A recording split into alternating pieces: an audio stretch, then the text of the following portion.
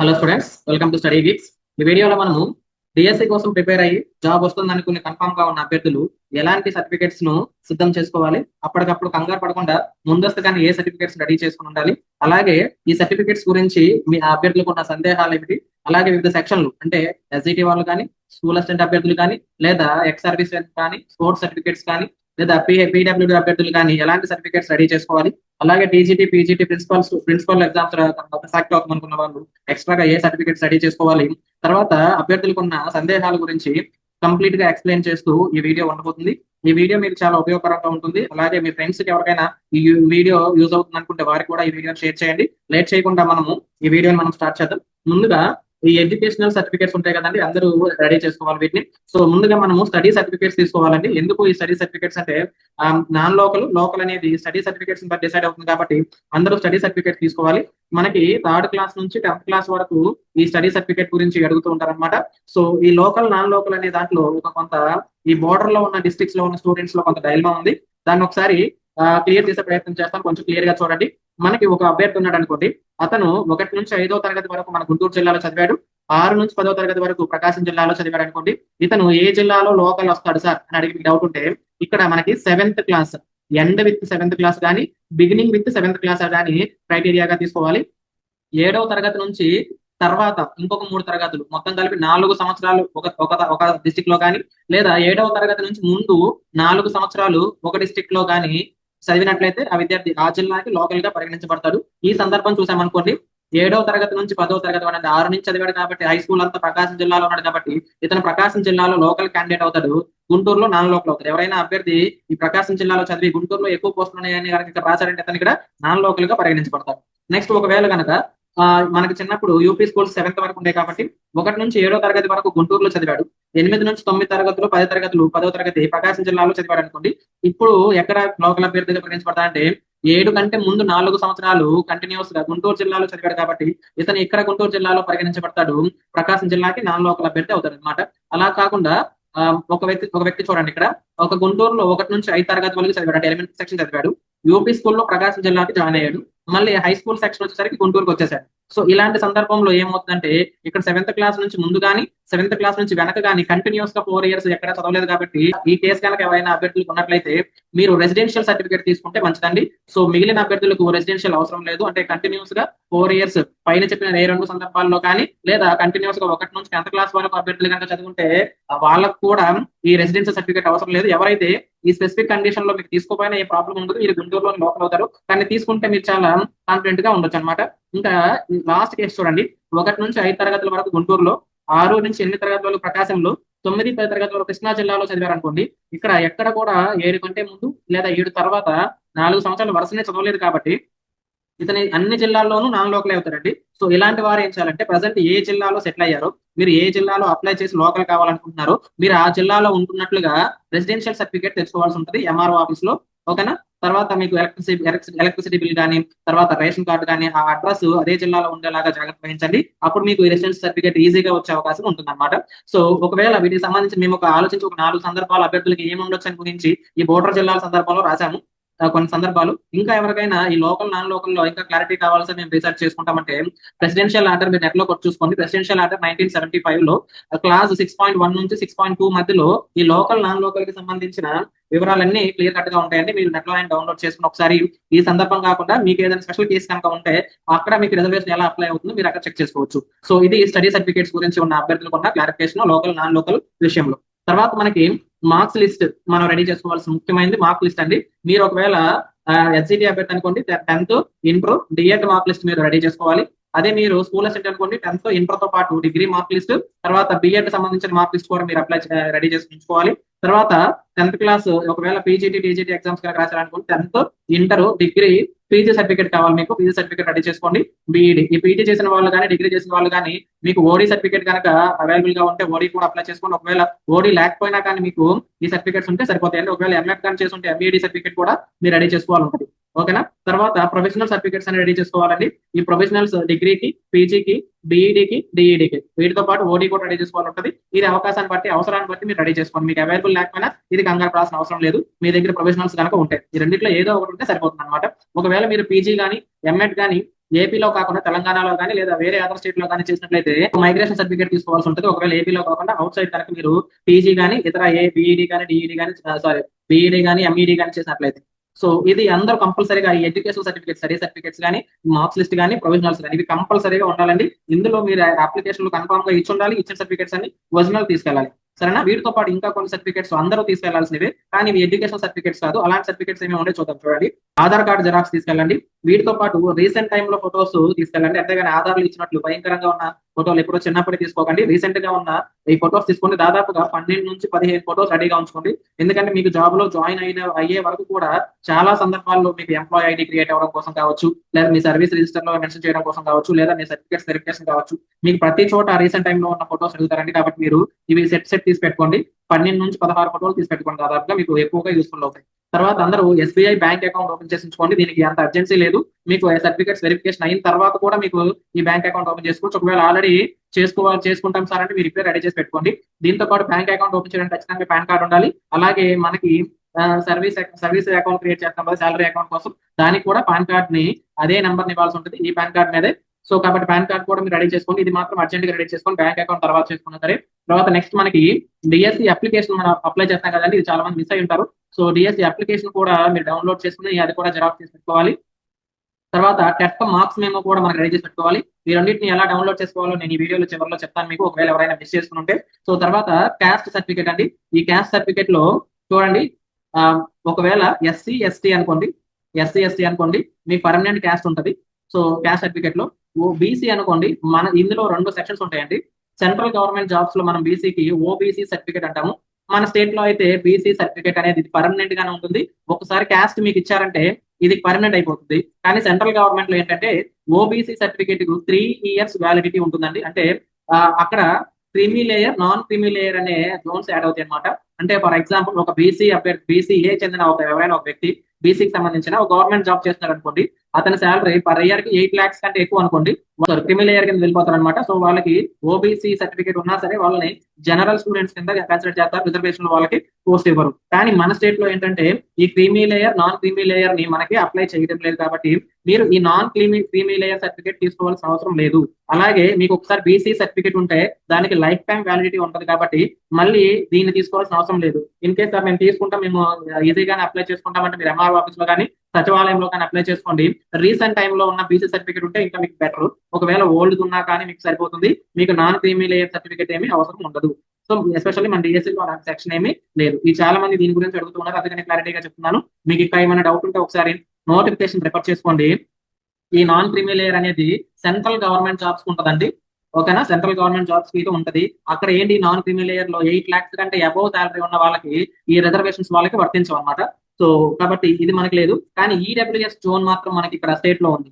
EWS certificate ఎవరికైతే 8 lakhs కంటే below income ఉంటుందో వాళ్ళకి ఈడబ్ల్యూఎస్ కోటా కింద వస్తారు. కాబట్టి వాళ్ళకు ఉంది. కానీ ఈ బీసీలో ఈ నాన్ క్రీమీ లేయర్ లేదు. ఇది జాగ్రత్తగా గమనించండి. దీంతో పాటు మనకి డిఎస్సి ర్యాంక్ కార్డు ఒకటి మీరు డౌన్లోడ్ చేసుకోవాల్సి ఉంటుంది. ఇది ఇంకా రిజల్ట్ వచ్చిన తర్వాత వస్తుంది. కాబట్టి ఇది ఇప్పుడే మీరు రెడీ చేసుకోవాల్సిన అవసరం లేదు.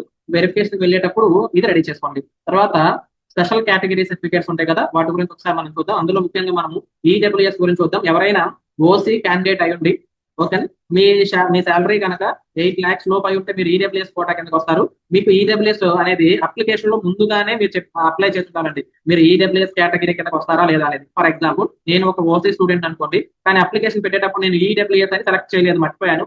కానీ ఇప్పుడు నేను ఎటు ఓసీ స్టూడెంట్ కదా సార్, నాకు ఈడబ్ల్యూఎస్ లో సెలెక్ట్ చేస్తారా, మా శాలరీ 8 lakhs కంటే తక్కువే ఉంది అంటే చెయ్యరండి. ఎందుకంటే మీరు అప్లికేషన్ లో మెన్షన్ చేసిన వాళ్ళు మాత్రమే ఇక్కడ తీసుకుంటారు. ఈడబ్ల్యూఎస్ కేటగిరీ అయితే మీరు ఓసీ స్టూడెంట్ అయ్యండి, 8 lakhs కంటే బిలో ఉండి మీకు ఎవరు గవర్నమెంట్ ఎంప్లాయీస్ లేకపోయినా సరే దాన్ని పరిగణించరు. సో ఒకవేళ మీరు ఈడబ్ల్యూఎస్ స్టూడెంట్ అయ్యండి, మీరు అప్లికేషన్ లో కూడా అప్లై చేస్తుంటే ఈడబ్ల్యూఎస్ కి 1 year వ్యాలిడిటీ ఉంటుందండి. అంటే మార్చి నుంచి ఫిబ్రవరి వరకు ఉంటుంది. 1 year అంటే జాన్ నుంచి డిసెంబర్ అనుకోవద్దు. మనకి ఫైనాన్షియల్ ఇయర్ ఉంటుంది కదా, ఆ ఫైనాన్షియల్ ఇయర్ లో మార్చి నుండి ఫిబ్రవరి వరకు దీనికి వ్యాలిడిటీ ఉంటుంది. కాబట్టి ఈ మార్చి తర్వాత కనుక మీరు ఈడబ్ల్యూఎస్ తీసుకుని ఉంటే సర్టిఫికేట్, సో ఇప్పుడు మీరు కొత్తగా తీసుకోవాల్సిన అవసరం లేదు. ఎందుకంటే అప్లై చేయడం కోసము చాలా మంది సర్టిఫికేట్ అప్లోడ్ చేయాలని చెప్పేసి ముందే అప్లై చేసుకుంటారు కదా.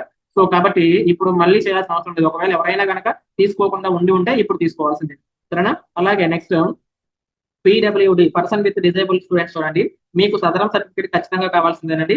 గవర్నమెంట్ మెడికల్ బోర్డు వాళ్ళు ఆమోదించింది అయి ఉండాలి. అందులో మీకు డిజబిలిటీ పర్సెంటేజ్ 40% అని ఉండాలి, లేదా అంతకంటే ఎక్కువ అయిన ఉండాలి. మీకు కరెక్ట్ గా 40 ఉందనుకోండి, అది కూడా యాక్సెప్ట్ చేస్తారు. అంతేగాని మీకు 39% డిజబిలిటీ రేట్ ఉన్నా సరే దాన్ని యాక్సెప్ట్ చేయదు. సరేనా? అలాగే మీకు రీసెంట్ టైంలో దిగిన ఫోటోస్ ఉండాలండి. మీకు డిజబిలిటీ చూపిస్తూ ఆర్థోపెడికల్ ఆర్థో స్టూడెంట్స్ కానీ ఆర్థోపెడికల్ హ్యాండిక్యాప్ ఉంటుంది కదా, వాళ్ళు మీకు డిజబిలిటీ కానీ చూపిస్తూ ఆ ఫొటోస్ రీసెంట్ టైంలో దిగిన ఫొటోస్ మాత్రమే వాళ్ళకి చూపించాల్సి ఉంటుంది, ఓల్డీ కాదు. తర్వాత compulsory mention in DSC application. మీరు పిహెచ్ అనే కేటగిరీ కిందకి వస్తారని అప్లికేషన్ లో కన్ఫామ్ గా మెన్షన్ చేసి ఉండాలి. లేకపోతే మీకు ఈ పీడబ్ల్యూడి రిజర్వేషన్ అనేది వర్తించదు అనమాట. సో ఇది PWD, person with disable students సంబంధించిన ఎక్స్ట్రా సర్టిఫికేట్స్. తర్వాత స్పోర్ట్స్ కోటాలకు సంబంధించి పైన నేను జనరల్ గా అందరికీ పెట్టాల్సిన సర్టిఫికేట్స్ రెడీ చేసుకోవాల్సిన వాటితో పాటుగా మీరు ఎక్స్ట్రాగా ఏం తీసుకోవాలి? ఒరిజినల్ స్పోర్ట్స్ పార్టిసిపేషన్ సర్టిఫికేట్ ఉంటుంది కదండి. సో మనకి ఎస్సీఎఫ్ఐ వాళ్ళు కానీ, ఎస్ఏపిఐ వాళ్ళు కానీ, ఐఓఏ కానీ, ఇంటర్నేషనల్ ఒలింపిక్ అథారిటీ కానీ, మీరు ఒకవేళ ఇంటర్నేషనల్ గేమ్స్ ఆడుంటే ఈ సర్టిఫికేట్ తీసుకోవాలి. అలాగే స్పోర్ట్స్ మెరిట్ సర్టిఫికేట్ తీసుకోవాలి. మన స్టేట్ లెవెల్ కనుక మీరు ఆడుంటే శాప్ వాళ్ళది, ఓకేనా, స్పోర్ట్స్ అథారిటీ ఆఫ్ ఆంధ్రప్రదేశ్ అనమాట. సో ఆ సర్టిఫికేట్ అయినా మీ దగ్గర ఉండాలి. ఒకవేళ వీటన్నిటికీ రికగ్నేషన్ సర్టిఫికేట్ ఇస్తారండి. రికగ్నేషన్ సర్టిఫికేట్ లో మీరు స్టేట్ లెవెల్ ఆడారా, లేదా నేషనల్స్ ఆడారా, లేదా ఇంటర్నేషనల్ ఆడారా అనేది అందులో మెన్షన్ చేసింది. కాబట్టి ఈ సర్టిఫికేట్ కూడా మీరు రెడీ చేసుకోవాల్సి ఉంటుంది. ఎవరైనా డిస్ట్రిక్ట్ లెవెల్లో ఆడాం సార్, మేము స్పోర్ట్స్ కోటాలో అప్లై చేసామంటే మీకు ఎలిజిబిలిటీ ఉండదండి. State, national and international level మాత్రమే స్పోర్ట్స్ సర్టిఫికేట్ కి ఎలిజిబిలిటీ ఉంది. ఓకేనా? సో నెక్స్ట్ చూద్దాం. ఇది ఎక్స్ సర్వీస్ మనకి పైన ఉన్న సర్టిఫికేట్స్ తో పాటు అదనంగా రెడీ చేసుకోవాలి సర్టిఫికేట్స్ ఏంటంటే డిశ్చార్జ్ సర్టిఫికేట్ అండి. ఇక్కడ ఈ డిశ్చార్జ్ సర్టిఫికేట్ లో మీకు ఖచ్చితంగా ఏ డేట్ డిశ్చార్జ్ అవుతారో ఆ డేట్ కూడా ఖచ్చితంగా మెన్షన్ చేయించి మీ డ్యూటీలోంచి డిశ్చార్జ్ అయ్యే డేట్ ని మెన్షన్ అయ్యి ఉండేలాగా చూసుకోండి. తర్వాత ex service man ID card ఖచ్చితంగా ఉండాలి. తర్వాత సర్వీస్ సర్టిఫికేట్ ఉండాలంటే మీరు ఏ సర్వీస్ లో నుంచి వర్క్ చేశారనేది ఆ డేట్, తర్వాత year of service, years of service, ఎన్ని ఇయర్స్ సర్వీస్ చేశారు, అలాగే బ్రాంచ్ ఆఫ్ సర్వీస్ ఉంటుంది, అంటే మీరు ఏ బ్రాంచ్ లో సర్వీస్ చేశారు అనేది ఈ సర్టిఫికేట్, సర్వీస్ సర్టిఫికేట్ తీసుకోవాలి. అలాగే జిల్లా సైనిక్ వెల్ఫేర్ ఆఫీస్ సర్టిఫికేట్ అని చెప్పేసి ఉంటుంది కదా, అది కూడా తీసుకోవాలి. డిస్ట్రిక్ట్ సైనిక్ బోర్డు వాళ్ళు దీన్ని ఇష్యూ చేస్తారనమాట. ఎవరైనా మీ మీద ఎవరైనా డిపెండెంట్ ఉంటే కనుక మీరు ఉంటే వాళ్ళ సర్టిఫికేట్ అప్లై వాళ్ళ సర్టిఫికేట్ కూడా మీరు మెన్షన్ చేయాలి, డిపెండెంట్ సర్టిఫికేట్ అని చెప్పేసి. సో ఇవి ఎక్స్ సర్వీస్ మ్యాన్ అదనంగా రెడీ చేసుకోవాల్సిన సర్టిఫికేట్స్ అనమాట. నెక్స్ట్ ఎన్ఓసి, గవర్నమెంట్ ఎంప్లాయీస్ కనుక ఫర్ ఎగ్జాంపుల్ ఎస్జిటి టీచర్ ఉన్నారు, అక్కడ స్కూల్ అసిస్టెంట్ అనుకోండి. సో మీరు కూడా గవర్నమెంట్ ఎంప్లాయీ కింద వస్తారు కాబట్టి మీరు ఎన్ఓసి కంపల్సరీ తీసుకోవాలి. సో మీరు అప్లై చేసే ముందే మన ఎంఈఓ ఆఫీస్ లో కానీ, లేకపోతే డిస్ట్రిక్ట్ డిఏ ఆఫీస్ లో కానీ మనం ఎన్ఓసి సబ్మిట్ చేసి ఉంటాం. సో దాంతో పాటు ఆ ఒరిజినల్ కాపీని మీ దగ్గర ఇప్పుడు అడుగుతారనమాట, అది రెడీ చేసి పెట్టుకోండి. తర్వాత ఎక్స్పీరియన్స్ సర్టిఫికేట్ అండి. ఇది ఎవరి కోసం అంటే మనకి ప్రిన్సిపల్స్ అయ్యి ఉండొచ్చు. ప్రిన్సిపల్స్ ఎవరైనా ఏదైనా ఇన్స్టిట్యూట్ లో కనీసం 5 years వర్క్ చేసి ఉంటే ఆ ఎక్స్పీరియన్స్ సర్టిఫికేట్ కంపల్సరీగా ఈ ప్రిన్సిపల్ పోస్టులకి కావాలి. సో ఈ ఎక్స్పీరియన్స్ సర్టిఫికేట్ ఒకటి మీరు అదనంగా రెడీ చేసి పెట్టుకోండి. దాంతో పాటు ఈ సర్వీస్ సర్టిఫికేట్ కూడా మీరు ఎక్కడ సర్వీస్ చేశారో ఆ అథారిటీ చేత మీరు సైన్ చేయించి తెచ్చుకోవాల్సి ఉంటుంది. ఇవి రెండు స్పెషల్ గా ప్రిన్సిపల్ పోస్టులకు మాత్రమే.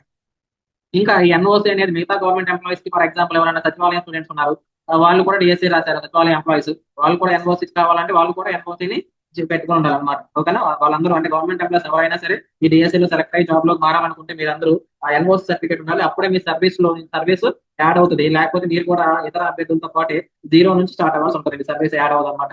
సో ఇంకా ఈ సర్టిఫికేట్ సంబంధించిన ఫ్రీక్వెంట్ అడుగుతూ ఉన్న కొన్ని క్వశ్చన్స్ మనకు స్టూడెంట్స్ పంపించారండి. వాటికి సమాధానాలు చెప్పే ప్రయత్నం చేద్దాం వీటిలోని ఇదే వీడియోలో. డిఎస్సి అప్లికేషన్ లేదా అప్లికేషన్ ఫామ్ పోయిందని మా దగ్గర మనం దాన్ని ఎలా డౌన్లోడ్ చేసుకోవాలి, లేదా టెట్ మార్క్స్ మేము మా దగ్గర లేదంటే దాన్ని ఎలా డౌన్లోడ్ చేసుకోవాలని చెప్పి అడుగుతున్నారు కదా. సో దానికి ఎలా డౌన్లోడ్ చేసుకోవాలంటే ఏపీ డిఎస్సి సైట్ ఓపెన్ చేసుకోండి. డిఎస్సి అప్లికేషన్ కోసం ఏపీ డిఎస్సి సైట్ లోకి వెళ్ళిన తర్వాత మీకు క్యాండిడేట్ లాగిన్ ఉంటుంది కదా, ఆ క్యాండిడేట్ లాగిన్ లోకి వెళ్ళిన తర్వాత మీరు లాగిన్ అయిపోండి మీ క్రెడెన్షియల్స్ ఉపయోగించుకుని. తర్వాత అక్కడ డాష్ బోర్డ్ లోకి వెళ్ళండి. ఓకేనా? డాష్ బోర్డ్ ఎందుకంటే మీకు ఐడి ఉంటేనే అది ఓపెన్ అవుతుంది కాబట్టి నేను మీకు లైవ్ లో చేసి చూపించలేను. సో ఎవరిదైనా మీది డౌన్లోడ్ చేయడం తెలియకపోతే మీ లాగిన్ డీటెయిల్స్ మన వాట్సాప్ గ్రూప్ లో కానీ, టెలిగ్రామ్ గ్రూప్ లో కానీ అడ్మిన్స్ కి పర్సనల్ గా ఫార్వర్డ్ చేయండి, మీకు మేము డౌన్లోడ్ చేసి పెడతాం. తర్వాత వీటితో పాటు ఇక్కడికి వెళ్ళిన తర్వాత డాష్ బోర్డ్ లోకి వెళ్ళిన తర్వాత ప్రింట్ అప్లికేషన్ ఆప్షన్ ఉంటుంది, ఆ డౌన్లోడ్ అప్లికేషన్ ఆప్షన్ ఉంటుంది. అక్కడ ఆ ప్రింట్ అప్లికేషన్ మీద డౌన్లోడ్ క్లిక్ చేసి మీరు అక్కడ నుంచి అప్లికేషన్ డౌన్లోడ్ చేసుకోవచ్చు. అదే టెట్ యొక్క మార్క్స్ ఏమో కావాలనుకోండి, మీకు ఏపీ టెట్ అనే వెబ్సైట్ లోకి వెళ్ళండి. APCFF.in ఉంటుంది కదా, ఆ వెబ్సైట్ లోకి వెళ్ళండి. అక్కడికి వెళ్ళిన తర్వాత మీకు డౌన్లోడ్ మార్క్స్ మెమో ఆప్షన్ అనేది కనిపిస్తుంది కదా, అక్కడ మీ క్యాండిడేట్ ఐడి ఇవ్వండి. క్యాండిడేట్ ఐడి కనుక మీకు గుర్తు లేకపోతే హాల్ టికెట్ నెంబర్ ఇవ్వండి. ఈ హాల్ టికెట్ నెంబర్ మనకి డిఎస్సి అప్లికేషన్ లో కూడా ఉంటుంది, ఒకసారి చెక్ చేసుకొని ఎవరైనా మర్చిపోయి ఉంటే హాల్ టికెట్ నెంబర్ మీ దగ్గర అవైలబుల్ గా లేకపోతే ఆ హాల్ టికెట్ నెంబర్ ఇచ్చిన తర్వాత మీరు మిగతా డీటెయిల్స్ ఫిల్ చేసి సబ్మిట్ చేస్తే మీకు టెట్ అప్లికేషన్ అనేది వస్తుంది అనమాట. నెక్స్ట్ మనకి ఇంకో క్వశ్చన్ చూడండి. క్యాస్ట్ సర్టిఫికేట్ ఎన్ని సంవత్సరాలకు వ్యాలిడిటీ ఉంటుంది సార్ అంటున్నారు. సో ఈ క్యాస్ట్ సర్టిఫికేట్ కి వ్యాలిడిటీ ఏముంటది అంటే, మీకు ఎస్సీ అయినా, ఎస్టీ అయినా, బీసీ అయినా కానీ మీకు పర్మనెంట్ క్యాస్ట్ ఉంటుంది. ఒకవేళ మాకు కొంచెం డౌట్ గా ఉంటుంది సార్, మేము తీసుకుంటామంటే బీసీ అభ్యర్థులు 3 years అయిపోతూ ఉంటే మీరు క్యాస్ట్ సర్టిఫికేట్ తీసుకుని మీరు కొత్తగా అప్లై చేసుకోండి. విత్ ఇన్ 1 week లోపు మీకు వచ్చేస్తుంది. సరేనా? సో నిజానికి అయితే ఇది పర్మనెంట్ క్యాస్ట్ కాబట్టి మీకు అవసరం ఉండదు, కానీ మీరు చేసుకుని పెట్టుకుంటాం సార్ అంటే బీసీ వాళ్ళు మాత్రమే చేయండి. తర్వాత ఈ మిస్టేక్స్ గురించి ఎక్కువగా క్వశ్చన్ అడుగుతారు, ఫ్రీక్వెంట్ అడుగుతున్నారు. లేడీస్ ఉంటారు కదండి, వాళ్ళకి 10th అండ్ ఆధార్ కార్డు లో మార్క్స్ పేరు అనేది, సర్నేమ్ అనేది మార్పులు ఉన్నాయి సార్. మేము 10th క్లాస్ సర్టిఫికేట్ లోనేమన్నా మా ఫాదర్ వాళ్ళది ఉంది, ఇక్కడ ఆధార్ లో మా హస్బెండ్ వాళ్ళది ఉందంటే మీకు ఈ రెండు ఉన్నా కానీ ఏం కాదండి, యాక్సెప్ట్ చేస్తారు. ఒకవేళ మేము ఏదైనా సర్టిఫికేట్ ఎక్స్ట్రాగా ప్రొడ్యూస్ చేయాలా సార్ అంటే మీకు 2 సర్టిఫికేట్స్ మెన్షన్ చేసే దానికి అదనంగా ఇచ్చే అవకాశం ఉంటుందండి. లాయర్ తో ఎవరైనా అఫిడవిట్ చేయించుకోండి, అఫిడవిట్ చేయించుకొని నోటరీ చేయించండి. ఓకేనా? అఫిడవిట్ ప్లస్ నోటరీ చేసిన అఫిడవిట్, తర్వాత మీ 10th క్లాస్ సర్టిఫికేట్లతో పాటు తీసుకెళ్లారనుకోండి ఆధార్ కార్డ్ జిరాక్స్, అప్పుడు మీకు ఎలాంటి ప్రాబ్లం ఉండదు. ఒకవేళ మీకు మ్యారేజ్ సర్టిఫికేట్ కనుక ఉంటే, ఈ మ్యారేజ్ సర్టిఫికేట్ ఉన్నా కానీ అఫిడవిట్ అవసరం లేదు. ఇప్పుడు మ్యారేజ్ సర్టిఫికేట్ అదనంగా దానికి జాయిన్ చేసి మీకు ప్రూఫ్ గా వాళ్ళకి చూపించవచ్చు. సో ఈ రెండింటిలో ఏది ఉన్నా సరే మీరు ఎలాంటి కంగారు పడాల్సిన పని లేదు. ఒకవేళ లేకపోతే మీకు రెండింటిలో మ్యారేజ్ సర్టిఫికేట్ తీసుకున్నా కొంచెం కష్టమైన పని కాబట్టి లేట్ అవుతుంది కాబట్టి మీరు అఫిడవిట్ చేయించుకోండి, మీకు చాలా త్వరగా వచ్చేస్తుంది, మీకు ఎలాంటి ప్రాబ్లం ఉండదు. ఒకవేళ లేడీస్ కాకుండా ఎవరైనా జెంట్స్ ఉన్నారు, లేదా ఈయన సర్నేమ్ కాకుండా నేమ్ లోనే ఏదైనా మిస్టేక్స్ ఉన్నాయి. ఫర్ ఎగ్జాంపుల్ ఒకవేళ శ్రీకాంత్ రెడ్డి అని ఉండాలి పేరులో. For example me 10th class certificate లో రెడ్డి లేదు, ఓన్లీ శ్రీకాంత్ అని పడింది. సో అప్పుడు ఏదైనా ప్రాబ్లం ఉంటుందా? లేదా అప్లికేషన్ లో ఏమన్నా మీకు టీహెచ్ అని రాస్తారు, కానీ 10th క్లాస్ సర్టిఫికేట్ లో ఓన్లీ టీ వరకే ఉంది. ఇలా ఒక అక్షరం కావచ్చు, కొన్ని అక్షరాల సమూహం కావచ్చు, ఆ పేరు యొక్క ప్రధాన అర్థం మారకుండా. ఫర్ ఎగ్జాంపుల్ ఇప్పుడు శ్రీకాంత్ ని ఇంకొక పేరుగా దిలీప్ గా మార్చాలంటే అవదండి. ఇలా ఉంటే మీకు ఖచ్చితంగా ప్రాబ్లం వస్తుంది. ఇలా కాకుండా ఇలా చిన్న చిన్న ఒక అక్షరం కానీ 2 అక్షరాలు కానీ, లేదా చివరిలో ఉన్న ఈ చౌదరి అని, రెడ్డి అని కానీ, గౌడ్ అని కానీ ఇలాంటి పదాలు ఉంటాయి కదండి, ఆ పదాల్లో ఏమన్నా పొరపాటున యాడ్ అవ్వడం కానీ, ఒకవేళ యాడ్ అవ్వకపోవడం కానీ జరిగింది అనుకోండి, అప్పుడు మీరు ఏం చేయాలంటే అఫిడవిట్ చేయించుకోండి. మీరు కూడా సేమ్ చేయండి, అఫిడవిట్ చేయించుకోండి. అఫిడవిట్ చేయించుకుని నోటరీ చేయించాలంటే ఇది సబ్మిట్ చేస్తే మీకు ఈ సర్టిఫికేట్ తో పాటు మీకు ఎలాంటి ప్రాబ్లం ఉండదు. ఒకవేళ అది దానికి మ్యాటర్ ఎలా నేను టైప్ చేయించుకోవాలి సార్ అంటే వాళ్ళు అఫిడవిట్ చేసే వాళ్ళు చేస్తారు. ఒకవేళ మేము వాళ్ళకి అవగాహన లేదన్నారు సార్ అంటే మీరు ఒకసారి మన వాట్సాప్ గ్రూప్ లో కానీ, టెలిగ్రామ్ గ్రూప్ లో కానీ ఒకసారి మెసేజ్ చేయండి. అప్పుడు మీకు ఆ ఫార్మాట్ ఎలా ఉండాలనేది కూడా మేము టైప్ చేసి పంపిస్తాము. ఇంగ్లీష్ అండ్ తెలుగులో ఏ మీడియంలో కావాలన్నా చేసి పంపిస్తాం. దాని ప్రకారం మీరు ఆ పేరు మార్చుకుని మీ పేరు నోటరీ చేయించుకోండి, లాయర్ తో సైన్ చేయించుకోండి. సో ఇది 10th క్లాస్ మార్క్స్ లిస్ట్ లో కానీ, లేదా ఎదర ఏ సర్టిఫికేట్ లో ఆధార్ లో మార్పించుకోవాలంటే 10th క్లాస్ కరెక్ట్ గానే ఉంది సార్. నేను ఆధార్ లో మార్పించుకోవాలి అనుకుని 10th క్లాస్ సర్టిఫికేట్ ప్రూఫ్ గా సరిపోతుంది కాబట్టి మీరు ఖచ్చితంగా ఆధార్ ని ఈజీగా మార్చేసుకోవచ్చు. ఇవన్నీ ముందుగానే చేయించుకోండి. అలాగే ఆధార్ అప్డేట్ చేయించుకోండి. దీనికి 4 నెంబర్ లింక్ అవుతుందా లేదనేది ఖచ్చితంగా చెక్ చేసుకోండి. దాదాపుగా మన అప్లికేషన్స్ అన్ని ఫోన్ పే మెసేజ్ వస్తాయి కాబట్టి ఇది అందరికి అప్డేట్ అయ్యే ఉంటుంది. సో ఎవరికైనా చేయించుకోవాలంటే తప్పకుండా చేయించండి. దాన్ని తర్వాత మేము సర్టిఫికేట్స్ కి లామినేషన్ చేశాం సార్, ఆ లామినేషన్ ఉంటే ఏమైనా ప్రాబ్లం అవుతుందా అని చెప్పేసి అడుగుతున్నారు కదా. సో దానికి లామినేషన్ ఉంటే ప్రాబ్లం ఉండదండి. ఏ సందర్భంలో అంటే మీకు లోపల ఉన్న మ్యాటర్ అనేది క్లియర్ గా స్టాంప్లు ఉంటాయి కదండి, ఆ స్టాంప్స్ అనేవి కనుక గవర్నమెంట్ స్టాంప్స్ ఉంటాయి కదా, అథారిటీ స్టాంప్స్, అవి కనుక క్లియర్ గా కనిపిస్తూ ఉండి, తర్వాత లోపల ఉన్న మీ డీటెయిల్స్, మీ పేరు కావచ్చు, మీ డిస్ట్రిక్ట్ కావచ్చు, మీ క్యాస్ట్ కావచ్చు, ఇలాంటివన్నీ కనుక క్లియర్ గా కనుక కనిపిస్తూ ఉంటే ఆ లామినేషన్ పై నుంచి మీరు ఎలాంటి ప్రాబ్లం ఉండదు. లామినేషన్ ఉన్నా సరే వాటిని యాక్సెప్ట్ చేస్తారు. కానీ ఒక ప్రాబ్లం ఏంటంటే లామినేషన్ ఏదన్నా చేయించినప్పుడు బాగానే ఉంటుంది, ఆ తర్వాత ముఖ్యమైన ప్లేస్ లో కనుక నలిగిపోవడం కానీ, లేదా నల్లగా వచ్చేయడం కానీ ఇలాంటి సందర్భాలు వస్తే దయచేసి మీరు లామినేషన్ తీయకండి. సో ఇలాగే ఇది సొంత ఎక్స్పీరియన్స్ చెప్తున్న ఒక విషయం ఏంటంటే, మా ఫ్రెండ్ ఒక అబ్బాయి లామినేషన్ చేయించిన తర్వాత ఆ లామినేషన్ కత్తిరి పెట్టి కట్ చేస్తూ, సిజర్ తో కట్ చేస్తూ అతను మెయిన్ సర్టిఫికేట్ ని చింపేసుకున్నాడు. సో ఇది చాలా పెద్ద ప్రాబ్లం అయ్యే ప్రమాదం ఉంటుందండి. సో కాబట్టి ఇది గుర్తించండి. లామినేషన్ రిమూవ్ చేసే వాళ్ళు ఉంటారు, ఎంప్లాయ్మెంట్ ఆఫీస్ ఉంటాయి కదండి, డిస్ట్రిక్ట్ ఎంప్లాయ్మెంట్ ఆఫీసులు. నేనైతే అప్పుడు అక్కడే తీయించాను. అక్కడ ఉంటారు వీళ్ళు వెరీ ఎక్స్పీరియన్స్ ఉంటారు అనమాట, చాలా ఈజీగా వాటిని రిమూవ్ చేస్తూ ఉంటారు. ఎక్స్పీరియన్స్ పీపుల్ తో మాత్రమే మీరు లామినేషన్ ని రిమూవ్ చేయించుకున్న కానీ మీ సొంత ప్రయత్నాలు మాత్రం చేయొద్దు. సరేనా? అలాగే మెయిన్ ప్లేస్ లో కనుక లామినేషన్ తీయించినా సరే సర్టిఫికేట్స్ లో బ్లాక్ కలర్ లో వచ్చేస్తుంటారు అనుకోండి, ఈ స్టాంపుల దగ్గర కానీ, అథారిటీస్ దగ్గర కానీ, ప్రిన్సిపల్ కానీ, హెడ్ మాస్టర్ సైన్స్ దగ్గర కానీ, మీ క్యాస్ట్ దగ్గర కానీ, నేమ్ దగ్గర కానీ, ఏదైనా ప్రధానంగా నల్లగా వచ్చేయడం కానీ, సర్టిఫికేట్ ఏదైనా ప్రాబ్లం ఉంటే దాని డూప్లికేట్ కోసం మీరు బోర్డుకి అప్లై చేయాల్సి ఉంటుందండి, మీ డీటెయిల్స్ అన్ని సబ్మిట్ చేసి. సో ఇది ఎవరికైనా అలా సర్టిఫికేట్స్ మొత్తం ప్రాబ్లం ఉంటే మీరు చేయాల్సిన ప్రొసీజర్ అనమాట. ఇంకెవరికైనా మీకు ఇంకేదైనా ప్రాబ్లం ఉంటే ఒకసారి కామెంట్ సెక్షన్ లో చెప్పడానికి ట్రై చేయండి. మేము వాటికి మాకు తెలిసిన సమాధానం మీకు ఇస్తాము. మీకు సరైన గైడెన్స్ ఇవ్వడానికి మేము ట్రై చేస్తాం. తర్వాత ఎవరైనా ఓసీ అభ్యర్థులు ఉన్నారు సార్, ఓసీ అభ్యర్థులకు క్యాస్ట్ సర్టిఫికేట్ తీసుకోవాలని అడుగుతున్నారు. ఓసీ అభ్యర్థులకి అయితే మీకు క్యాస్ట్ సర్టిఫికేట్ అవసరం లేదండి. ఒకవేళ మీరు ఈడబ్ల్యూఎస్ లో కనుక సెలెక్ట్ అయితే అప్పుడు మీరు క్యాస్ట్ సర్టిఫికేట్ ని అప్లై చేసుకోవాల్సి ఉంటుంది. కొంతమంది ఏమడుగుతున్నారంటే సార్ మేము బీసీఏ, బీసీబీ, బీసీసీ అభ్యర్థులు ఏదైనా బీసీ కేటగిరీకి చెందిన అభ్యర్థులు అండి, కానీ మేము ఓపెన్ లో కనుక సెలెక్ట్ అయితే అప్పుడు మాకు క్యాస్ట్ సర్టిఫికేట్ అవసరం లేదా అని అడుగుతున్నారు. మీరు ఓపెన్ లో సెలెక్ట్ అయినా, రిజర్వేషన్ లో సెలెక్ట్ అయినా, మీరు అప్లికేషన్ లో బీసీ అని మెన్షన్ చేసి ఉంటే ఖచ్చితంగా మీరు దానికి సంబంధించిన సర్టిఫికేట్స్ అన్ని తీసుకెళ్లాల్సిందే. అలా అలా తీసుకెళ్ళకపోతే మిమ్మల్ని ఫ్రాడ్ గా గుర్తిస్తారనమాట. మీరు ఓపెన్ లో సెలెక్ట్ అవ్వచ్చు. ఇప్పుడు జాబ్ ఎగ్జామ్ రాసిన తర్వాత ఎగ్జామ్ రాయక ముందు మీరు ఓపెన్ లో సెలెక్ట్ అవుతారని తెలియదు కదా, అలాంటప్పుడు మీరు బీసీ అని ఎందుకు మెన్షన్ చేశారు అని చెప్పేసి అడుగుతారు అనమాట. సో కాబట్టి మీరు ఓపెన్ లో సెలెక్ట్ అయినా సరే, క్యాస్ట్ లో సెలెక్ట్ అయినా సరే ఖచ్చితంగా మీరు క్యాస్ట్ సర్టిఫికేట్ ని పొంది ఉండాల్సిందే. సో ఇది అభ్యర్థులు అడుగుతున్న ఫ్రీక్వెంట్ గా అడుగుతున్న క్వశ్చన్స్. ఇక్కడ చూడండి, ఇంకొక క్వశ్చన్ ఉంది. మీరు చదివిన స్కూల్ కనుక అది క్లోజ్ అయిపోయి ఉంటే స్టడీ సర్టిఫికేట్ కోసం మేము ఏం చేయాలి సార్ అని అడుగుతున్నారు కదా. సో ఇది చాలా, ఈ రోజు మార్నింగ్ కూడా ఒక అతను నాకు మెసేజ్ పెట్టాడు వాట్సాప్ లో, సార్ ఇలా స్కూల్ క్లోజ్ అయిపోయింది, నాకు జాబ్ వచ్చేలాగా ఉంది, నేను ఎలా స్టడీ సర్టిఫికేట్ తీసుకోవాలని. సో చూడండి, మీకు ఎంఈఓ ఆఫీస్ కనుక సంప్రదించినట్లయితే మీరు ఏ ఇయర్ లో చదివారు, అది ఏ స్కూల్లో చదివారు, ఆ స్కూల్ అడ్రస్ ఎక్కడ ఉంటుందో కనుక వాటి డీటెయిల్స్ కనుక మీరు చెప్పగలిగితే అక్కడ ఆ రికార్డ్స్ అన్ని మీకు క్లోజ్ అయిపోయిన తర్వాత అది గవర్నమెంట్ స్కూల్ అయినా ప్రైవేట్ స్కూల్ అయినా ఆ రికార్డ్స్ అన్నింటిని ఎంఈఓ ఆఫీస్ లో అప్పచెప్పాల్సి ఉంటుందండి. సో కాబట్టి అక్కడ మీ సర్టిఫికేట్, స్టడీ సర్టిఫికేట్ అక్కడ నుంచి మీరు పొందొచ్చు. సరేనా? ఒకవేళ అక్కడ పొందే అవకాశం కూడా లేదు ఏ సందర్భంలో మీరు ఏం భయపడద్దు. 4 years స్టడీ ఫ్రీక్వెంట్ గా 7th క్లాస్ నుంచి 10th క్లాస్ వరకు చదివిన స్కూల్ మీకు గనక గుర్తుండి ఈ స్టడీ సర్టిఫికేట్ గనక మీ దగ్గర ఉంటే మీరు ఖచ్చితంగా ఎటువంటి భయపడాల్సిన పని లేదు. మిగతా స్టడీ లేకపోయినా సరే మిమ్మల్ని యాక్సెప్ట్ చేస్తారు. సరేనా? కానీ ఈ స్టడీ మాత్రం కంపల్సరీగా ఉండాలి మీరు 7th నుంచి 10th క్లాస్ వరకు మాత్రం. సో ఇది అభ్యర్థులు అడుగుతున్న ఫ్రీక్వెంట్ అడుగుతున్న క్వశ్చన్స్. ఇప్పటి వరకు మాకు వచ్చిన గ్రూప్ లో కానీ లేకపోతే పర్సనల్ నెంబర్స్ కానీ వచ్చిన ఆ అన్ని అంశాలను ఈ వీడియో కవర్ చేయడానికి ప్రయత్నం చేశాను. సో ఇందులో కనుక మీకు ఏదైనా సందేహాలు ఉన్నా సరే, మీకు కొంత అదనపు సమాచారం అవసరం అయినా సరే ఈ కామెంట్ సెక్షన్ లో మెన్షన్ చేశారంటే ఖచ్చితంగా వాటన్నిటికి మేము రిప్లై ఇచ్చే ప్రయత్నం చేస్తాం. మీరు మరిన్ని సమాచారం పొందాలి, అప్డేట్ గా ఉండాలనుకుంటే మన ఛానల్ ని సబ్స్క్రైబ్ చేసి వెంటనే బెల్ ఐకాన్ ఆన్ చేసుకోండి. మేము చేసిన ఈ వర్క్ కనుక మీకు నచ్చి ఈ వీడియో మీకు యూస్ఫుల్ అనిపిస్తే వీడియో లైక్ చేసి ఉపయోగపడుతుంది అనుకుని మీ ఫ్రెండ్స్ కి షేర్ చేయండి. నెక్స్ట్ వీడియోలో